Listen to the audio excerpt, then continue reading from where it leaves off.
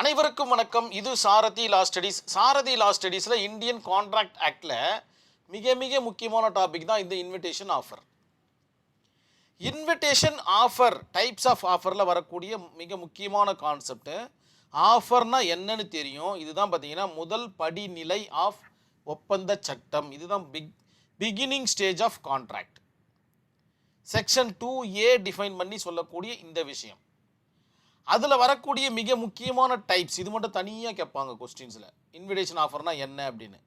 So நீங்கள் ஆஃபரை முதல்ல எழுத போகிறீங்க, அதன் பிறகு பார்த்தீங்கன்னா இன்விடேஷன் ஆஃபரை எழுத போகிறீங்க. இவ்வளோதான் வித்தியாசம், இவ்வளோதான் விஷயம். ஸோ இந்த ஒரு 5 லைனை படிக்கும்போது இன்விடேஷன் ஆஃபர்னால் என்னன்றது தெரியும், அதனுடைய கான்செப்ட் என்னன்னு தெரியும். அதற்கு முன்னாடி ஆஃபருக்கும் இன்விடேஷன் ஆஃபருக்கும் இருக்கிற வித்தியாசத்தை சொல்கிறேன் பாருங்கள். ஒரு ஆஃபரர் பார்த்தீங்கன்னா ஒரு ஆஃபரை வெளியிடுறாரு. என்னிடம் இருக்கும் ஏதோ ஒரு பொருளை நான் விற்க ஆசைப்படுகிறேன் அப்படின்னு ஒரு ஆஃபரை அவர் பகிரங்கமாக வெளியில் விடுறாரு. அது இவர் ஏ என்கின்ற நபர் இல்லையா. பி என்கின்ற நபர் பார்த்தீங்கன்னா நான் ஆஃபர், அதாவது ஏ என்கின்ற நபர் விட்ட ஆஃபரை நான் அக்செப்ட் செய்து கொள்கிறேன் அப்படின்னு அந்த ஆஃபரை ஏற்றுக்கொண்டார்னா இந்த இடத்துல ஒரு பெரிய ஒரு கான்செப்ட் உருவாகுது. இதன் பிறகு இவர்களுக்குள்ள பார்த்தீங்கன்னா கன்சிடரேஷன் அப்படின்ற ஒரு கான்செப்ட் வந்து முடிஞ்சதுன்னா இது மூணும் சேர்ந்து ஒரு அக்ரிமெண்ட்டாக ஃபார்ம் ஆகிடும். இதற்கும் இன்விடேஷன் ஆஃபருக்கும் என்ன வித்தியாசம், ஏன் இதை நீங்கள் இப்போ எனக்கு சொல்லித்தரீங்க அப்படின்னு கேட்டிங்கன்னா, ஆஃபரர் பார்த்தீங்கன்னா ஆஃபரை வெளியிடுறாரு, அதை ஆஃபரி பார்த்தீங்கன்னா ஏற்றுக்கிறாரு. இப்போ திடீர்னு இவர் ஏற்றுக்கிட்ட ஆஃபரை எனக்கு வேண்டான்னு சொன்னார்னா இவரால் லீகலாக ஃபைட் பண்ண முடியும். ஆனால் இன்விடேஷன் ஆஃபரில் அந்த மாதிரி ஃபைட் பண்ண முடியாது. இன்விடேஷன் ஆஃபரில் பார்த்தீங்கன்னா ஆஃபரர் பார்த்தீங்கன்னா ஆஃபரை வெளியிடுறாரு, அதை அக்செப்ட் பண்ணுறவர் அக்செப்ட் பண்ணி கன்சிடரேஷன் முடிகிற வரைக்கும் அந்த ஆஃபராகவே தான் இருக்குமே கண்டி. அதற்கு முன்னாடி அக்ரிமெண்ட்டாக மாறவே மாறாதுன்றதை நினைவில் வச்சுக்கிங்க. இப்போ நான் இந்த 4 லைனை படிக்கிறேன் பாருங்கள். கடையில் வைக்கப்பட்டிருக்கும் வியாபார பொருள்கள் நாம் விலை கொடுத்து வாங்கும் வரையில், விலை கொடுத்து வாங்கணும் நம்ம. ஆனால் இந்த இடத்துல பாருங்கள், ஜஸ்ட்டு அக்செப்ட் மட்டும் பண்ணுறாரு, லீகல் பைண்டப் ஆகிடுது. ஆனால் இந்த இடத்துல விலை கொடுத்து வாங்கும் வரையில் அது ஆஃபராகவே இருக்கும். அக்செப்டே ஆகலை அந்த இடத்துல. விலை கொடுத்து வாங்குற அந்த நிகழ்வும் அக்செப்டன்ஸும் ஒரே நேரத்தில் நடக்கிறது தான் இந்த இன்விடேஷன் ஆஃபர். கடைக்காரர் அந்த பொருளை கொடுக்காமலும் போகலாம். நீங்கள் ஆசைப்பட்டு அந்த பொருளை நீங்கள் வாங்கணும்னு ஆசைப்பட்டாலும் சரி, நீங்கள் அக்செப்ட் பண்ணிட்டீங்கன்ற ஒரு காரணத்திற்காக அவர் கொடுத்து தான் ஆகணுன்ற அவசியம் கிடையாது. ஆனால் இதற்கு முந்தின செனோரியோவில் பார்த்தீங்கன்னா ஆஃபரை அவர் அக்செப்ட் பண்ணிட்டாருன்னா இவருக்கு தான் நீங்கள் கொடுத்தாகணும். ஆனால் அல்லது நாமும் அந்த பொருளை வாங்காமலும் போகலாம், அவர் கொடுக்காமலும் போகலாம், இல்லை நம்ம வாங்காமலும் போகலாம். மேலும் பணம் பரிமாற்றம் நடக்கும் பட்சத்தில் தான் அந்த செயல் முடிவுக்கு வரும். அது வரையில் அது ஆஃபராகவே தொடர்ந்து கொண்டே இருக்கும். It's a continuing offer. Continuous offer கூட அது சொல்லலாம். நீங்கள் ஃபார் எக்ஸாம்பிள் போனீங்கன்னா மளிகை கடைக்கு போகிறீங்க, இல்லை சூப்பர் மார்க்கெட்டுக்கு போகிறீங்க, நிறைய பொருள்களை அடுக்கி வச்சுருக்காங்க. இந்த பொருள் எல்லாமே ஆஃபர். உங்களை வந்து வாங்கிக்கிங்கன்னு சொல்கிற மாதிரியே ஆஃபரில் இருக்குது. இந்த பொருளை நீங்கள் கை தொட்டு எடுக்கிறீங்க, உங்களுடைய அந்த கூடையில் கூட நீங்கள் போட்டுக்கிறீங்க.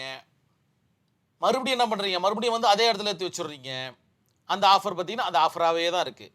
எடுத்துக்கிட்டு போயிட்டு நீங்கள் கவுண்டரில் போயிட்டு அது பில்லை போட்டு கன்சிடரேஷன் கை மாறினதுக்கு பிறகு தான் இந்த ஆஃபர் முடிவுக்கு வருகிறது. அதுவரையில் அது ஆஃபராகவே தான் தொடரும் அப்படின்றத உங்களுடைய ஆன்சர் ஷீட்டில் மிக நேர்த்தியாக எழுதுங்க. Invitation offer it's a visiting offer. Visit பண்ணிக்கிட்டே இருக்கலாம், எவ்வளோ தடவை வேணாலும் விசிட் பண்ணிக்கிங்க, வாங்கணுன்ற அவசியம் கிடையாது. It's a choice of offer. எவ்வளோ சாய்ஸஸ் இருக்குது. If complete consideration at the time of offer closed. Offer எப்போ கம்ப்ளீட் ஆகும் அப்படின்னு கேட்டிங்கன்னா கன்சிடரேஷன் முடிஞ்சதுக்கப்புறம் தான் அந்த ஆஃபர் கம்ப்ளீட் ஆகும். அது வரையில் அது ஆஃபராகவே தொடர்ந்து கொண்டிருக்கும். அந்த மாதிரி தொடர்ந்து கொண்டிருக்கக்கூடிய ஆஃபர் பெயர் தான் இந்த இன்விடேஷன் ஆஃபர். இந்த ஒரு கேஸ் ஸ்டடியை பார்க்கும்போது நம்மளுக்கு மிக அற்புதமாக புரிய வரும் வாட் இஸ் இன்விடேஷன் ஆஃபர் அப்படின்ற மாதிரி. ஹாரிஸ் வெர்சஸ் நிக்கர்சன் இன் 1870 3ல நடந்த ஒரு வழக்கு என்ன சொல்ல வருது அப்படின்னு பார்த்தீங்கன்னா, ஒரு ஏலப்பொருள் ஆக்ஷன் சென்டர்னு சொல்லுவாங்க. ஏலப்பொருள் விற்பனை செய்யும் இடத்தில் இங்கு பொருட்கள் ஏலத்தில் விற்கப்படும்னு ஒரு பெரிய போர்டு இருக்கு. நீங்க சிம்பிளா ரோட்ல போகும்போது விளம்பர பலகையெல்லாம் பார்க்குறீங்க பார்த்தீங்களா, எல்லாமே இன்விடேஷன் ஆஃபர் தான். நீங்க போடலாம், உள்ள போகலாம், பார்க்கலாம். அத பொருள குடுத்து வாங்கும் வரையில் அது இன்விடேஷன் ஆஃபராகவே தான் இருக்கும். ஸோ உங்களுக்கு புரியறதுக்காக தான் மறுபடியும் சொல்ல வேண்டியதா இருக்கு. சரி. ஏலப் பொருள்கள் விற்பனை செய்யும் இடத்தில் இங்கு பொருள்கள் ஏலத்தில் விற்கப்படும் என்று விளம்பரம் செய்தார். அவருடைய டியூட்டி அவர் செஞ்சிட்டார்.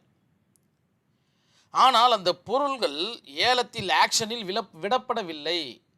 இந்த பொருள் இந்த இடத்துல இருக்குதுங்க, இந்த பொருள் இந்த இடத்துல இருக்குது, இந்த பொருள் விற்கணும் அப்படின்ற விஷயத்தை அந்த ஓனர் மட்டும்தான் டிசைட் பண்ணணும். இங்கே வச்சுட்டதுனால அவர் கொடுக்கணுன்ற அவசியம் கிடையாதுன்றதை நினைவில் வச்சுக்கிங்க. ஸோ ஆக்ஷனில் விடப்படவில்லை. அதன் காரணமாக ஒருவர் நஷ்ட ஈடு கோரினார். நார்மலான ஒரு கான்ட்ராக்ட் நினச்சிட்டார் அவர். இது invitation ஆஃபர்ன்றதை மறந்துட்டார்.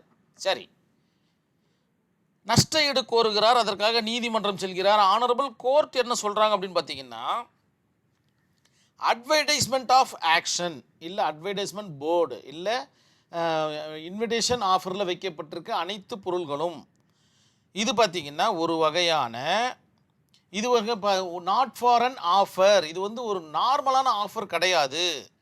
Only is an invitation offer. எனவே நஷ்ட ஈடு கேட்க முடியாது அப்படின்ற மாதிரி சொல்கிறாங்க. ஓனர் விருப்பப்பட்டா விற்கலாம், இல்லைன்னா உங்களுக்கு கொடுக்க முடியாதுன்னா முடியாது தான். அந்த இடத்துல அக்செப்டருக்கு வேலையே கிடையாது. ஒரு பாட்டு வெளில வந்துக்கிட்டே இருக்க வேண்டியது தான். ஒன்ஸு கன்சிடரேஷன் ஆனதுக்கப்புறம் தான் இந்த ஆஃபர் முடிவுக்கு வரும்ன்றதை நினைவில் வச்சுக்கிங்க. கண்டிப்பாக இந்த வீடியோ உங்களுக்கு புரிஞ்சிருக்கும் நான் நம்புகிறேன். நன்றி, வணக்கம்.